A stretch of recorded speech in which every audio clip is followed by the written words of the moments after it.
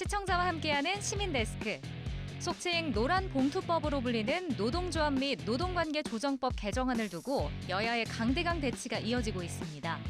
오늘 시청자 비평 리뷰 Y 시간, 최근 언론을 뜨겁게 달군 노란 봉투법 관련 보도를 살펴봅니다. 이번 주 에필로그 Y는 YTN 날씨 방송의 다이나믹한 제작기로 준비했습니다. 원희다 기상캐스터와 함께한 시간 잠시 후에 만나보시죠.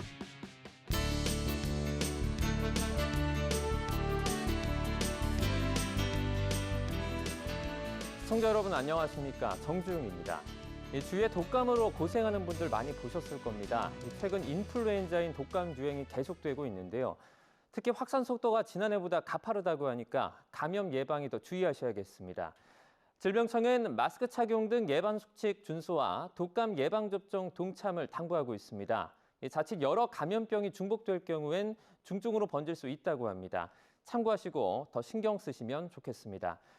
혹여나 독감이 걸리셨다면 이 무리한 등교나 출근을 삼가시고 감염력이 사그라들 때까지 가정에서 휴식을 갖는 게 좋겠죠.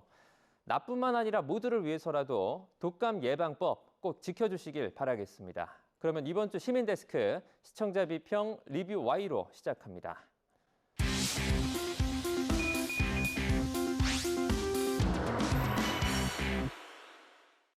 네, 세 분 어서 오세요. 안녕하십니까?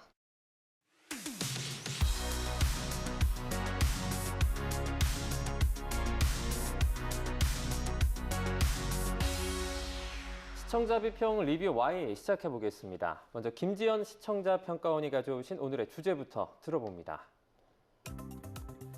지난달 초 야당의 단독 처리로 국회 본회의를 통과했던 노란봉투법이 여야, 국회 정부 간 이견을 좁히지 못하고 대통령의 제2요구권, 즉 거부권 행사로 다시 국회로 돌아왔습니다.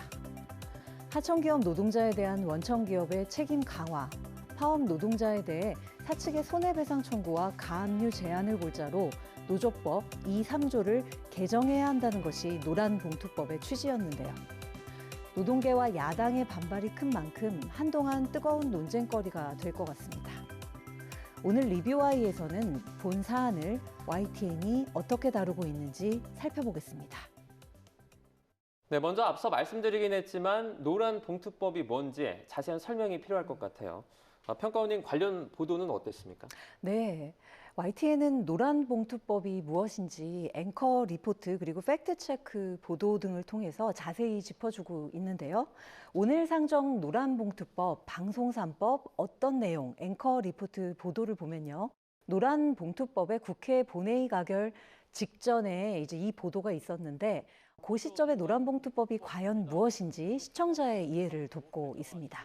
가독성이 높은 적절한 시각 자료의 제시가 정책에 대한 시청자의 이해를 도왔고요. 이를 통해 여당과 야당, 노측과 사측 간의 팽팽한 의견 대립을 잘 전달하고 있습니다. 야당은 사측이 노조를 탄압할 목적으로 파업 후에 무분별한 손해배상 소송을 냈던 것을 근절하기 위한 것이다.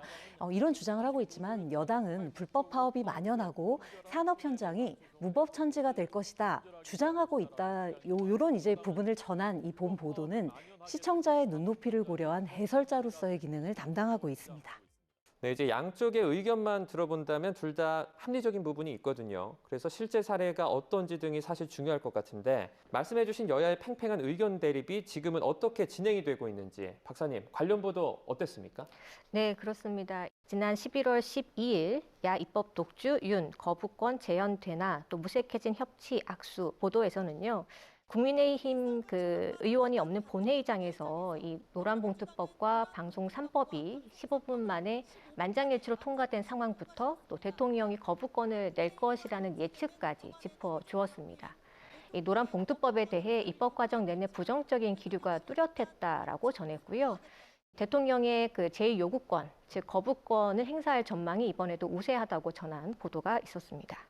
이어지는 YTN 정기 여론조사에서도 해당 사안을 짚었는데요. 본 사안이 팽팽한 대립이라는 노사 양측을 넘어 우리 사회 공동체의 이게 중요 의제임을 전 새삼 환기시키는 보도라는 점에서 이 본 보도가 의미가 있었습니다. 11월 22일 보도인데요. 윤 거부권, 부정 여론 51%, 쌍특검 추진 적절 59% 보도는요. YTN의 정기 여론조사를 통해 국회를 통과한 노란봉투법과 방송법 개정안에 대해 대통령이 제2요구권, 즉 거부권을 행사하면은 안 된다라는 여론이 51%로 우세한 것으로 나타났고 대통령이 거부권을 행사해야 한다는 답변이 29%에 그쳤다고 전하고 있습니다. 다만 본 여론조사에서 모름과 무응답이 20%를 차지한다는 점은 본 의제가 언론을 통해 이게 충분히 다뤄지고 있는가, 이를 통해 시청자들은 본 사안을 충분히 이해하고 있는가라는 의문이 들기도 했습니다. 흔히 큰 틀의 노동개혁이 이루어지기 위해서는 왜 노사정 대타협이 선행이 되어야 된다고 하잖아요. 근데 이는 본 의제가 여러 이해관계들 속에서 고비를 맞이하고 있다라는 의미이고 이제 그만큼 이게 다루기 까다로운 의제라는 의미를 갖고 있죠. 그러나 또 한편 그럼에도 불구하고 이것이 우리 사회 공동체의 건강한 존속을 위해서는 꼭 다뤄져야 할 거대 의제라는 뜻이기도 해서 저는 YTN의 이 여론조사 보도가 의미가 있었습니다. 이어서 지난 9일 국회 본회의 오는 노란봉투법 방송 3법 그간 과정은 앵커 리포트나 또 노란봉투법 처리 임박, 입법 중단대 반드시 처리 등의 보도는 이 법안 논의 과정을 소개했습니다. 본회의 직회부에 대해서는 이 헌법재판소가 노란봉투법 직회부에 문제가 없다고 판단했다고 내용을 전달했고요. 또 노동계와 경영계 또 정치권에서도 여야가 각계의 입장이 크게 갈리고 있는 상황이라는 점을 설명했습니다. 논의의 전개 과정과 논란을 종합적으로 이해할 수 있겠다는 점에서 시청자의 이해를 도왔습니다. 서로 다른 입장 차이를 밝힐 때 근거가 명확한가에 대해 사후 검증이나 또 논의가 다소 아쉽게 느껴진 부분이 있었습니다. 대한상인은 노란봉투법이 본회의를 통과하면 투자와 일자리 감소 등 부작용이 이어질 것이라고 주장하고 있고 또 노동계는 이러한 주장이 거짓이라고 반발하는 상황이죠. 네, 이제 말씀해주신 입장 차이 관련 사후 검증, 논의 등은 보충 내용이 조금 더 튼튼했다면 좋았을 것 같습니다. 반영이 되면 좋을 것 같고요. 19대 국회에서 처음 발의된 이후 처음으로 국회의 문턱을 넘었습니다. 과거부터 오랜 대치 국면의 반증으로도 볼 수 있을 것 같고요. 어쩌면 언론 입장에서는 상당히 중대한 사안임에도 계속해서 접하다 보니까 자칫 예산일처럼 치부할 수도 있을 것 같습니다. 이 부분은 어떻습니까? 네, 이게 상당히 쟁점 법안이고 그리고 또 찬성과 반대가 굉장히 분명한 쟁점이지 않습니까? 그래서 사실 사회적 논의나 수기가 굉장히 필요한 거고 시간도 많이 끌었는데 뭐 언론에서도 이것을 그렇게 가볍게 다뤘다고 보지는 않습니다. 저는 중요한 의제로 관심을 갖고 지속적으로 보도를 했고 그렇다고 이제 뭐 학계나 노사 양측에서 보기에 충분히 다뤘다고는 말 못해도 굉장히 많이 다뤘다 이렇게 말씀드리고 싶고요. 언론사로서 사실 이런 부분에 있어서 조심하는 것은 언론사도 하나의 회사고 그리고 또 광고주의 영향을 받기 때문에 이게 혹시 사용자 측, 기업 측의 입장을 은근히 편드는 거 아닌가라는 그런 자기 검열 같은 걸 하고요. 또 하나는 이제 너무 지나치게 또 노동조합의 시각에서만 보는 것 아닌가 이런 양쪽을 항상 스스로 감시 견제를 합니다. YTN은 이것을 이제 굉장히 중립적이고 객관적으로 그다음에 공정하게 다루면서 이것이 사회적인 논의, 공론장에서 논의가 될 수 있도록 노력했다는 점, 그 부분을 말씀드리고 싶습니다. 네, 지금 현실적인 부분과 또 YTN의 극복 방식을 정리해 주셨습니다. 이럴 때일수록 시청자들의 입장에선 이에 당사자, 각 입장을 듣는 시간이 필요합니다. 대담의 역할이 상당히 중요할 텐데요. YTN 대담을 좀 살펴볼까요? 네, 9일입니다. 서용교 더불어민주당 최고위원이 출연했습니다. 뉴스라이브 노란봉투법 방송 3법 오늘 상정 서용교 최고위원에게 듣는다라는 제목의 리포트였는데요. 이날 대담 앞에 한국경영자총협회 상금 부회장의 기자회견 내용이 동영상으로 먼저 소개가 됐었습니다. 이 노란봉투법 개정안의 입법 추진에 대해 반대 의견을 내는 근거였는데요. 이에 서용교 의원이 포스코 사례라든지 또 쌍용 자동차 사례를 언급하면서 하청이라도 이 원청과 또 해결해야 할 문제가 있고 또 노동쟁의로 목숨을 잃는 노동자 수를 줄이기 위해서라도 이 법이 필요하다고 본다는 내용을 전달했습니다. 다소 짧게 내용을 다룬 점은 아쉽지만 입법 취지에 대한 서로 다른 입장의 근거를 짚어본다는 점에서 비교가 됐습니다. 대담의 형식은 타협안 마련을 위해서 저도 꼭 필요하다고 생각을 하고요. 노란봉투법, 방송3법 통과, 윤, 3호, 거부권 행사하나 이 보도는요. 긍정과 부정 양측의 시각에서 개정안을 평가한 균형감 있는 대담의 사례였습니다. 다만 일각에서는 대통령의 거부권 행사 가능성이 꽤 예측되기도 이게 했던 만큼 행사될 경우에 본 사안을 어떻게 처리할까? 이를테면 어떤 부분을 노사 양측이 서로 한 발씩 물러서고 또 다가서야 할지에 대한 대안 제시는 좀 다소 미흡했는데요. 때문에 저는 노무사나 변호사 등 관련 전문가들과의 사전 대담이 조금 아쉬웠습니다. 즉, 본 법안이 미칠 사회적 파장에 대해서 구체적으로 예측을 함으로써 법안의 과도함은 경계하고 부족함은 채우는 전문가적인 평가가 언론을 통해 미리미리 논의가 되었다면 더 좋았겠다라는 생각입니다. 아울러 국내 사례는 물론 해외 사례에 대한 분석을 통해 한국적 현실에 본 법안이 갖는 실효성을 좀 냉정하게 평가해 보는 것도 필요하다고 생각을 했는데요. 이 역시 이해 당사자들뿐만 아니라 제3자적인 입장에서 냉정하고 객관적으로 본안에 대한 평가를 내려보는 그런 토론회 자리가 좀 더 있었다면 좋았겠다고 생각을 해봤습니다. 네, 지난 13일이죠. 이정식 고용노동부 장관이 출연해서 이 정부의 입장을 알게 했습니다. 주 52시간제 유지하면서 업종 직종별 개선, 이정식 고용노동부 장관에게 듣는다 제목이었는데요. 이날 이 장관은 퇴보, 또 혼란, 어려움, 후폭풍과 같은 몇 가지 단어로 상황을 요약했습니다. 이 여야가 충분한 수기를 거치지 않았다는 것까지 우려를 말씀하셨는데요. 재계가 이야기했던 일자리와 또 투자의 축소라든지 또 장관이 이야기한 내용에서 알 수 있듯 이 불법 파업으로 인한 손해배상 책임을 제한하게 한다는 주장, 또 노동계가 말하는 노조법 개정이 필요한 근거와 또 현실에 대해서도 각각 좀 더 그 사실 확인 보도를 해줄 수는 없을까. 주장만 열거하고 옮겨서 보도하다 보니까 이 각 주장에 대한 진위를 판가름하기가 쉽지 않았습니다. 궁극적으로 졸속 입법을 막고 또 타협과 절차적 정당성을 갖춘 입법이 이루어지도록 분석 혹은 평가 보도가 있으면 좋겠다고 생각합니다. 네. 보도의 선한 영향력으로 이제 건전한 입법 처리 절차까지 도움을 준다면 이제 궁극적으로 말이죠. 바람직할 것 같습니다. 당사자 간의 입장만 늘어놓다 보면 정리되지 않은 어떤 방대한 내용 때문에 시청자 입장에서는 혼란스러울 수가 있습니다. 또 자칫 어떤 갈등 프레임을 피하기 어려울 수도 있을 것 같은데요. 이 점도 주의가 필요해 보입니다. 보도 한번 살펴볼까요? 네, 그렇습니다. 핵심 논쟁은 이른바 노란봉투법이 노동계의 과도한 요구인가? 라는 질문인 것 같아요. 즉, 그 핵심은 과도함인데요. 그 과도함을 판단할 기준의 부재가 핵심 문제인 것 같습니다. 본 사안에 있어서 노동계와 기업은 당장의 이해관계만 놓고 보면 이게 대립할 수밖에 없는 당사자들이기 때문에 이를 중재할 수 있는 정부와 국회의 적극적 역할이 굉장히 필요한데요. 저는 언론 역시 이들이 원활히 중재자 역할을 수행하도록 촉구하는 적극적인 조력자 역할을 해야 한다고 봅니다. 그런데 현재 이제 중재자로 기능을 해야 할 국회의 여야 간 그리고 국회와 정부 간의 입장차가 좀 큰 상황인 것 같습니다. 몇몇 보도들의 이게 제목들만 봐도 극명하게 갈리는 견해차를 실감할 수가 있는데요. 노란봉투법 처리 임박, 입법 중단 반드시 처리, 여 불법 파업 면죄부, 야 윤 정상 공포해야, 야 입법 독주 윤 거부권 재현되나, 무색해진 협치 악수라는 제목의 보도들이 여야 간 그리고 야당과 정부 간의 팽팽한 기류를 전하고 있습니다.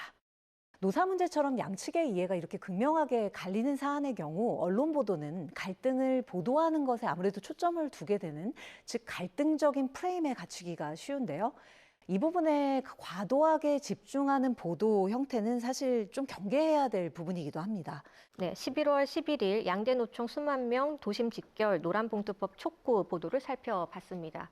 전태일 열사 53주기를 맞아 서울 도심에서 전국 노동자 대회가 열린다는 내용입니다. 이날 여의대로 현장에 취재기자가 직접 나가서 현장 소식을 전했는데요. 이어 11월 13일 보도였습니다. 경제 6단체 윤 대통령 노란봉투법의 거부권 행사해야의 경우에는 경제 6단체가 공동기자회견을 열고 이 노란봉투법이 공포되면 노사관계가 돌이킬 수 없는 파탄에 이를 것이다 라는 입장을 발표했다는 내용입니다. 마지막으로 살펴본 것이 여 불법 파업 면제부 대 야 인권법 거부 말아야 제목의 보도를 보면 이 정치권 반응을 주로 다룹니다. 국민의힘은 불법 파업에 면제부를 주는 악법이라는 주장을 했고요. 또 민주당은 최소한의 노동권을 지키기 위한 인권법이라는 그 프레임으로 대치한다는 내용을 알 수 있게 했는데요. 제가 말씀드린 위의 보도들은 YTN의 사회부는 그 노동계를, 경제부는 사용자 측, 그러니까 경영계를, 또 정치부는 입법 논의를 벌이는 이 정당 사이의 대치를 주로 다루고 있었습니다. 아무래도 이제 이 취재 부서가 있고 또 출입하는 취재처가 구분되니까 다루는 아이템들이 제한적일 수밖에 없다는 생각이 들게 합니다. 취재 영역에서 다루어야 할 사안도 분명히 있겠지만 이 노란봉투법이 10년이라는 시간 동안 노동계와 경영계가 입장차를 좁히지 못하고 평행선을 달렸고 심지어 국회에서는 이견 차이가 커서 이 프레임 전쟁이 극화하는 상황으로 치닫고 있는데요. 혼란과 갈등을 좁혀 논의를 좀 지속시킬 노력이 필요하겠다라는 생각이 들게 했습니다. 네, 아무래도 얽힌 이해관계가 복잡한 만큼 어쩔 수 없는 부분도 있는 것 같습니다. 뭐 당연한 말이지만 악의적으로 갈등 프레임을 만들어서도 안 되겠고요. 그럼에도 언론이라면 부안해동하지 말고 침착한 모습을 보여야 하지 않습니까? 네, 맞습니다. 정말 그 어떤 대립적 사안을 갈등 프레임으로 딱 엮어서 그 부분을 과도하게 부각시키는 것, 그것은 좀 바람직하지 않고요. 저희들도 항상 그것이 좋지 않다 이렇게 생각하고 있습니다. 그 대신 이제 뭐 주장의 배경이라든지 다른 나라의 사례는 어떤지, 그 다음에 왜 이렇게 다투는지, 이게 정말 노동자의 인권을 위한 건지 아니면 사용자의 그 경영권을 침해하는 것인지 아니면 침해하지 않는 것인지 이런 걸 따져줘야 되는데 그렇지 못한 부분, 그런 건 항상 저희들도 늘 아쉬움을 느끼고 있습니다. 다만 이게 굉장히 여야의 어떤 대립 프레임 속에서 나왔다는 것, 그것이 좀 저희들이 그냥 변명 삼아 할 수 있는 말인 것 같고요. 그것이 좀 진지하게 더 논의돼서 좋은 결론을 여야가 합의를 도출해서 만들어내지 못했다는 것, 그것을 저희도 굉장히 아쉽게 생각하고 그 부분은 저희도 사실 더 노력할 부분이 있다. 다만 이게 어떤 정치권의 기싸움이라든지 정당 간의 어떤 세력 다툼 이런 걸로 이게 휘말려서 같이 넘어가지 않았나 그런 생각도 하게 됩니다. 그런 면에서는 사실 언론도 굉장히 역부족을 느끼는 상황인데 그럼에도 불구하고 저희들의 이제 역할을 다하려면 좀 더 어느 쪽이 진실에 가까운지를 더 파헤치는 이런 노력을 했어야 된다라는 지적에는 공감을 합니다. 그럼 오늘 리뷰와의 내용 정리해 보겠습니다. 이것만은 꼭 시간인데요. 평가원님부터 한 줄로 좀 요약을 부탁드리겠습니다. 노란봉투법, 노동개혁 의제 점화의 계기가 되길. 그 방향성에 대한 의견차는 있지만 노동개혁이 우리 사회의 중요 의제라는 점, 여기에 이견은 없어 보입니다. 노조법 2, 3조의 개정을 담은 노란봉투법을 둘러싼 논쟁이 좀 더 거시적인 틀에서 노동개혁 의제를 점화하는 계기가 될 수 있도록 YTN이 중추적 역할을 담당해 주시길 기대합니다. 네, 이번에는 김수정 박사님 한 줄 평 부탁드리겠습니다.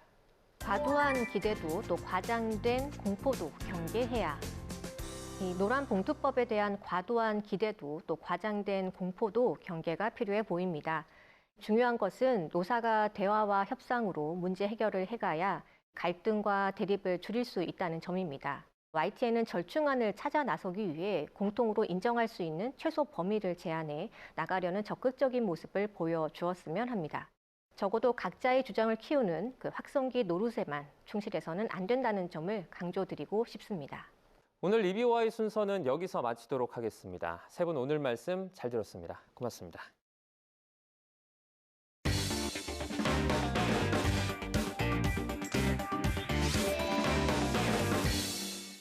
YTN 방송엔 다 담지 못한 프로그램 제작 뒷이야기를 들어보는 에필로그 Y 시간입니다. 오늘은 조금 특별한 분을 모셔봤는데요. YTN 애청자라면 한눈에 알아보실 텐데 바로 원희다 기상캐스터와 함께합니다. 1년 365일 계절 특징에 맞는 날씨 방송은 어떻게 만들어지는지 다이나믹한 날씨 방송의 제작 뒷이야기를 들려드립니다. 지금 바로 만나보시죠. YTN은 언제나 계절과 상황에 맞는 날씨 정보를 전달하는 데 힘쓰고 있습니다. 효과적인 정보 전달을 위해 기상캐스터는 본인만의 특색으로 날씨 방송에 생생함을 더하고 있는데요. 올겨울엔 또 어떤 방식으로 기상 안전 정보를 전해줄지 오늘 에필로그 Y시간 원희다 기상캐스터와 함께합니다. 네, 어서 오세요. 네, 안녕하세요. 반갑습니다. 저희가 항상 뉴스 속 중계 화면을 통해서 보다가 이렇게 실제로 뵈니까 더 반가운데요. 오늘도 이 녹화가 끝나고 생방송 날씨를 준비하러 가시는 거죠? 네, 맞습니다. 네, 아마 많은 분들이 기상캐스터가 날씨 준비를 어떻게 하는지 궁금해하실 분들이 많은 것 같은데 어떤 과정들을 거치는지부터 설명해 주시죠. 네, 우선 날씨 방송은 두 가지로 나눌 수 있는데요. 저희는 크로마키 날씨 그리고 중계 이렇게 전해드리고 있습니다. 형식은 다르지만 준비하는 방법은 대체로 비슷하다고 볼 수 있는데요. 중계를 바탕으로 말씀을 드리면 우선 출근을 해서 이제 기상재난 전문 기자 선배님들 또 저희 캐스터들이 써놓은 원고들을 보면서 날씨 흐름을 파악합니다. 그리고 본격적으로 기상청의 예보문, 통보문을 이제 보면서 날씨를 분석을 합니다. 중계 같은 경우에는 좀 직접 나가서 눈으로 제가 날씨를 확인하고 좀 원고를 쓰려고 노력하고 있는데요. 이제 나가서 그 과정에서 좀 다른 점이 있다거나 좀 추세가 다를 것 같다 이런 생각이 들면 이제 기상청 예보관님께 전화를 드려서 소통하고 있습니다. 그래서 원고를 쓰고 또 원고랑 맞게 그래픽과 밑그림도 직접 의뢰하고 있고요. 또 카메라 선배님들과 어디에서 찍으면 날씨를 잘 전해드릴 수 있을지 그런 소통도 하고 있습니다. 이렇게 쭉 듣기만 해도 굉장히 많은 일을 혼자서 하고 있다라는 생각이 드는데 그럼 준비를 하시면서 어떤 날씨 정보를 담을지도 많이 고민하실 것 같거든요. 네. 실전인 현장 중계에서 가장 핵심으로 생각하는 부분이 있다면 어떤 게 있을까요? 지금은 제가 낮 중계를 맡고 있는데요. 이때는 실황이나 현장감 이런 걸 조금 더 중점을 두고 준비를 하고 있습니다. 예를 들어서 같은 서울이지만 좀 비 같은 경우에는 비가 오지 않는 서울 지역도 있기 때문에 그런 강수 편차를 좀 강조해서 말씀을 드리고 있고요. 또 낮 기온도 여름에는 너무 더워서 지금 몇 도까지 올랐고 앞으로 몇 도까지 오를 것이고 또 어느 날에는 너무 더워서 이 기온이 예보된 기온보다 넘어설 경우도 있어요. 네. 그런 점들을 좀 세심하게 중점으로 말씀드리려고 노력하고 있습니다. 계절이나 상황에 따라 어떤 장소에서 중계를 하느냐도 중요한 요소 중에 하나일 것 같은데 방송을 보면 계절마다 이렇게 찾는 장소들이 있더라고요. 이런 장소는 직접 찾으시는 건가요? 캐스터가 직접 정한다기보다는 저희 기상팀에서 정해주십니다. 그렇지만 저희 팀장님께서 오늘 미세먼지 심한데 어디 가서 하면 좀 잘 전달할 수 있겠냐 이렇게 하면 또 제가 원하는 곳에 가기도 합니다. 저희 기상팀과 또 중계팀에서 이 장소를 선정하는데 굉장히 심사숙고하고 있습니다. 우리가 보면 계절마다 가는 그런 장소들이 좀 정해져 있기도 하잖아요. 혹시 단골 장소도 있나요? 우선 봄에는 벚꽃 축제 현장, 개나리 같은 이제 꽃이 많은 곳을 찾아가고요. 여름에는 좀 시원하게 보여드리기 위해서 홍제천 폭포, 또 수영장 같은 곳을 많이 찾고 있습니다. 그래서 올가을에는 또 단풍 보여드리기 위해서 메타세카이아 가르스길, 또 억새 축제 현장 이런 곳을 많이 찾고 있고요. 겨울에는 마지막으로 축제가 많습니다. 그래서 김장축제, 빙어축제 이런 곳들도 많이 찾고 있습니다. 그럼 개인적으로 원희다 캐스터가 좀 좋아하는 장소도 있을까요? 저는 아무래도 꽃이 예뻐서 시청자분들께 좀 화면으로나마 보여드리려고 그 꽃 현장 가는 게 가장 기분이 저도 좋더라고요. 저도 꽃을 좋아하는데 이렇게 중계로나마 볼 수 있어서 좀 대리만족이 되는 것 같습니다. 네, 올해도 돌아보면 시시각각 변하는 날씨를 여러 장소에서 다양하게 전해주셨는데 좀 기억에 남는 중계가 있었을까요? 네, 있습니다. 올 여름에 동작대교에서 태풍 카눈 중계 전해드린 게 가장 기억에 남는데요. 이때 날씨는 일반적인 날씨가 아니라 재난특보 상황이었습니다. 그래서 굉장히 책임감이 컸고 또 아직은 2년 차인데 첫 태풍 중계였습니다. 그래서 가장 기억에 남습니다. 아직 이제 2년 차밖에 되지 않았다고 원희다 캐스터가 얘기해 줬는데 그렇다면 앞으로 좀 도전해보고 싶은 날씨 방송도 있을까요? 아직까지는 좀 전형적인 형식을 따르려고 그 안에서 좀 잘 하려고 노력하고 있는데요. 아무래도 중계는 좀 자유롭게 좀 표현할 수 있기 때문에 겨울이나 여름에 좀 시청자분들께서 더 이해하시기 쉽게 현장감을 느끼실 수 있게 좀 많이 도전을 해보고 싶은 방식이 있습니다.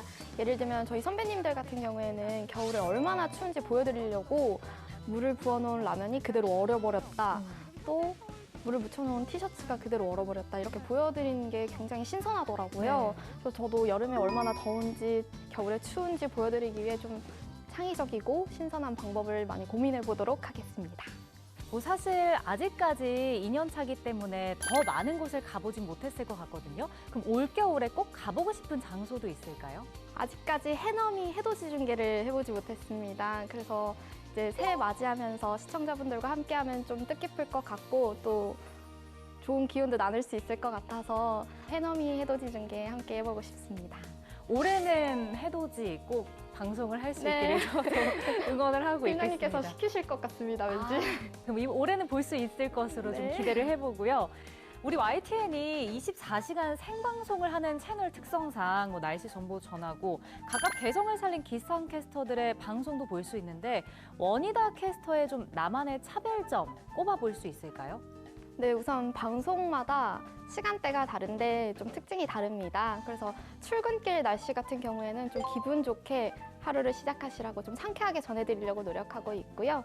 또 평소에도 좀 친근하고 친절하게 좀 설명해드리려고 노력하고 있습니다. 일반적으로 시청자분들이 보셨을 때 비가 뭐 몇 밀리미터 온다, 몇 도까지 오른다 하면 좀 가늠하기가 어려우실 수도 있을 것 같아서 예년 이맘때 기온은 이 정도인데 오늘 몇 도까지 오르니까 오늘은 더운 거다. 또 가을비치고는 양이 많은 거다.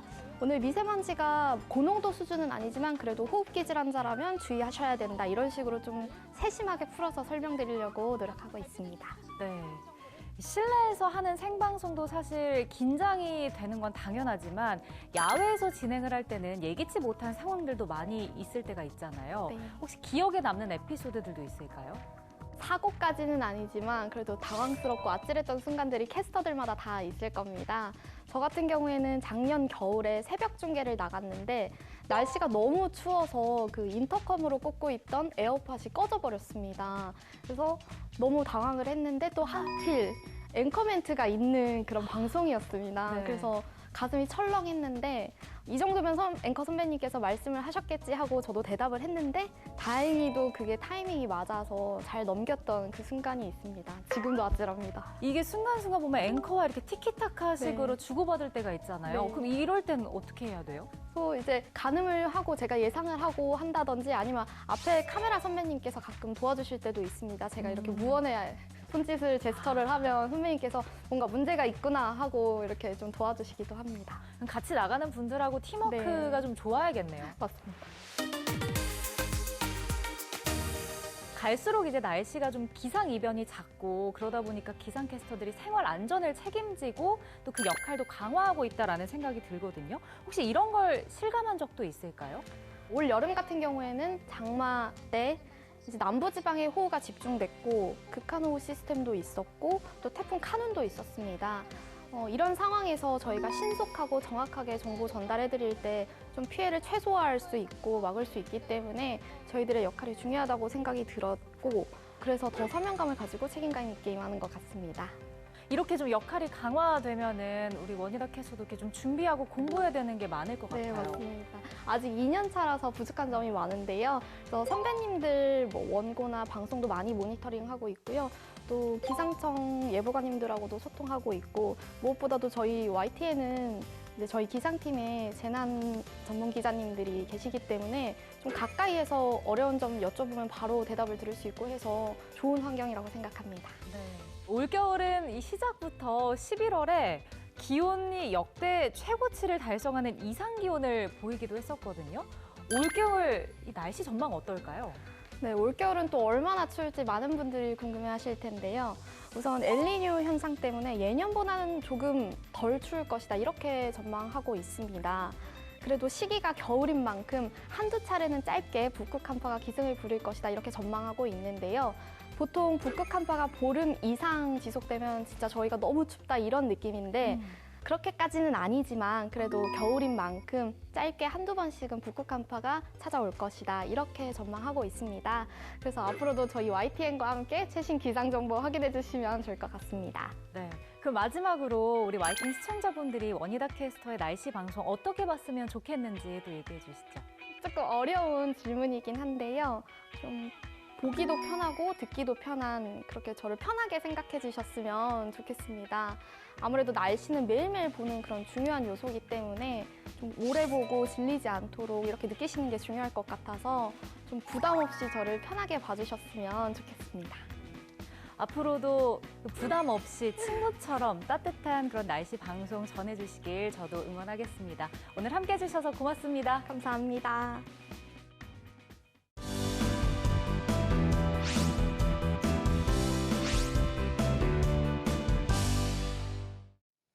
안녕하세요. YTN DMB 시청자평가원 정은정입니다. 지난 10월 5일 제주공항에 한 유해가 도착했습니다. 대전 골령골 4.3 행방불명자로서 신원이 확인된 첫 사례였다고 하는데요. 특집 제주 4.3의 기억, 가려진 시간 사이로는 74년 만에 가족품으로 돌아온 고 김한홍 씨의 이야기를 통해 4.3의 끝나지 않은 아픔과 이를 치유하기 위한 노력을 조명했습니다.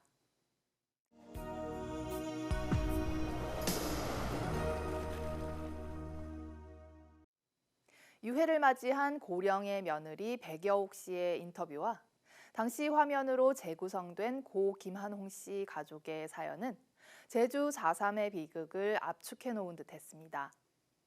영문도 모른 채 대전 형무소로 끌려가 학살당한 시아버지와 아버지를 찾기 위해 끝까지 노력했던 남편, 그리고 4.3으로 부모를 잃고 힘든 어린 시절을 보낸 백여옥 씨 자신의 이야기까지 4.3은 이들의 삶을 송두리째 바꿔놓았습니다.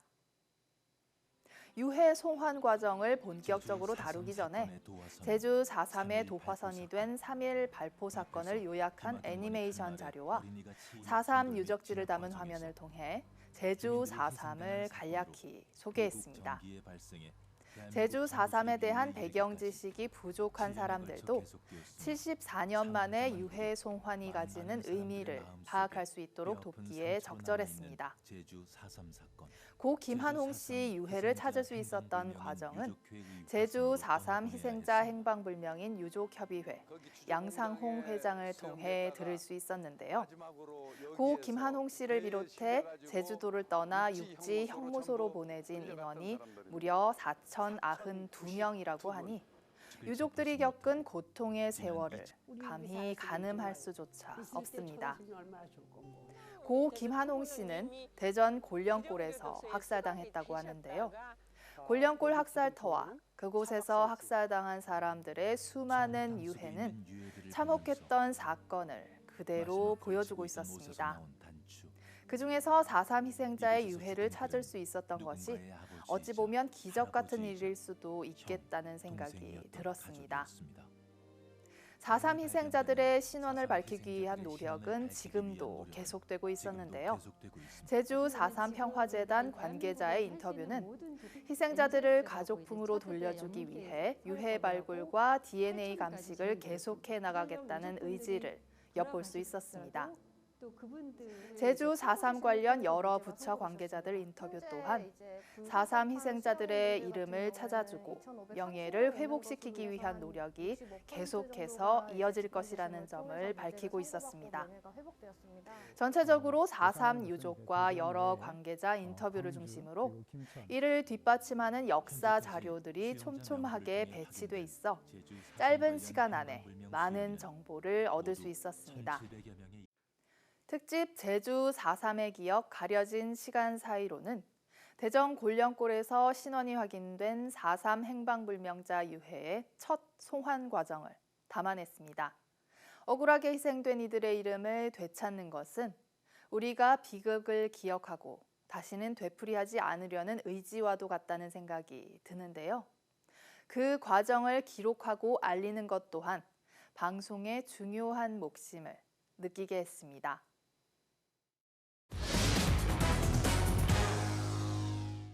시민데스크는 시청자 목소리로 YTN을 깊이 돌아봅니다. 방송에 대한 여러 의견들 SNS와 홈페이지, 전화로 남겨주시고요. 저희는 다음 주 다양한 시청자 의견으로 돌아오겠습니다. 시청해주신 여러분 고맙습니다.